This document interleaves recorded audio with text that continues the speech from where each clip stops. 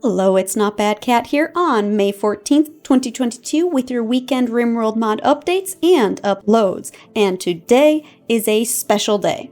I've reached 100 subscribers, and to celebrate, I'm going to be live streaming a new colony Memorial Weekend. That's the 27th through the 30th of this month. When it gets closer, I'll let you know the start times. It'll be live streamed to both YouTube and Twitch, whichever suits your fancy. But I need some ideas for mods to include and an idea for a colony. Think outside the most popular mods. Give me your suggestions below in the comments. And speaking of not popular mods, Argon made me a promise and this April Fool's joke is in need of an update. Which of the 13 useless metals will become desirable? Find out in a future episode. But for today's mods, let's dive in. Put your people and animals to work with the Power Mill by TheWelp. If you're lacking for electricity or have a colony that will never research electricity, the Power Mill can be your answer.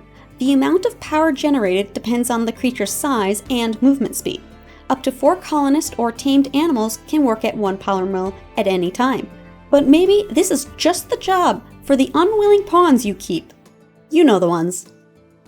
One tiny quality of life mod was released by pureMJ this week, Animal Resource Label.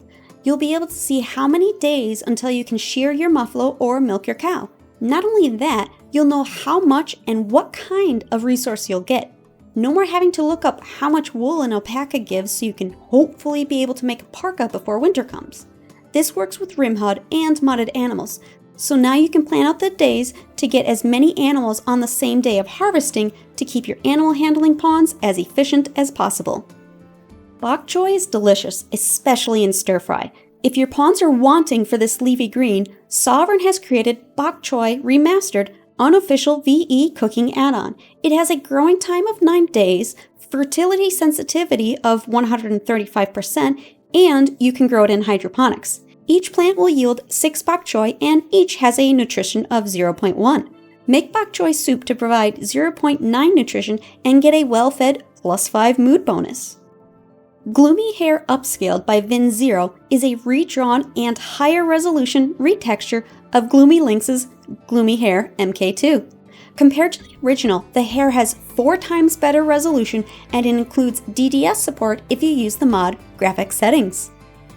mlie has revived a mod by Snowcraft in Minotaur Race Continued. Minotaurs use vanilla shapes and apparel with a few Minotaur-specific helmet textures.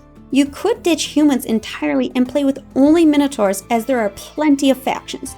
You get Silver and Outlander factions, 3 tribal groups, Nudist and Cannibal if you have ideology, and if you play with vanilla factions expanded, there's also a Minotaur Medieval Kingdom, Settlers, and Vikings. That's a lot. You probably don't want to have every single one of them enabled unless you do want only Minotaurs in your world. DigitalHare has rewritten the code and released Klickmala Race Continued, now using humanoid alien races instead of pawnkind race diversity. It has better compatibility with mods like Character Editor and androids. They are a new coder, so go help them out. Test it and report any bugs because after finishing Klickmala, they plan on reviving the Slither and Ikwan as well. But the Klickmala are humanoid insects and use base game body types. What's unique about them is that they're antennae, which function like eyes, and they have 2 extra legs. No, they don't have better sight or increased speed. It means losing an eye means a vision loss of only 25% instead of 50%. The extra sets of legs don't have bones, feet, or toes, so they won't have implants or slow a Klickmala because of a missing toe, but losing one doesn't make them rather useless in the colony. I'm a big fan of small mods like Kayedon's IKYDI Never Safe Drugs category that make it easier to sort your stockpiles, especially if you have lots of mods. It's a companion mod to Kayedon's Always Safe Drugs category.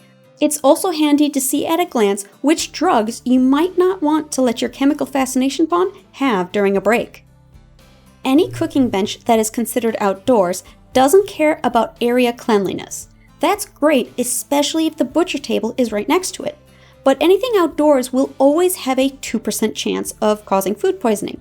KYD Safer Outdoor Cooking sets that chance to 0. The chance of food poisoning will now depend solely on the cooking skill of your colonist. So if you're playing a much more natural or primitive colony, constantly caravanning, or or don't like the idea of needing a campfire indoors, this mod is for you.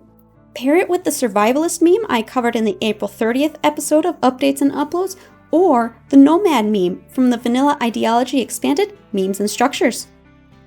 Do you ever use Penoxycyline to prevent sickness in your pawns? It costs 2 Nutrimine and needs to be taken every 5 days. By the time you can get enough Nutrimine, you probably have good medicine and doctors. Improved Penoxycyline by Usami Sumireko makes it very useful. For the cost of 3 Nutrimine, Penoxycyline lasts 14 days and it prevents all infections. It won't do anything to infections that a colonist already has, whether visible to you or not. So set the drug policy to every 13 days and say goodbye to disease and infections. Last week I showcased Scorpio's Make Anything Craftable, and this week, due to popular demand, they have made the mod Make Anything Buildable. And just like Craftable, edit or create your own requirements for any building. Want to build ancient stuff? Now you can. Want to make granite walls but your map only has slate and sandstorm? Sure. Want to throw resource management out of the window? You can do that, but what is the fun if everything just needs one piece of wood? Maybe you'll just nix that one impossible to get material because traders hate you. That wraps up the mod updates and uploads for May 14th, 2022. And if you've got an interesting idea for a colony or some mods to include for the Memorial Weekend livestream, leave a comment below.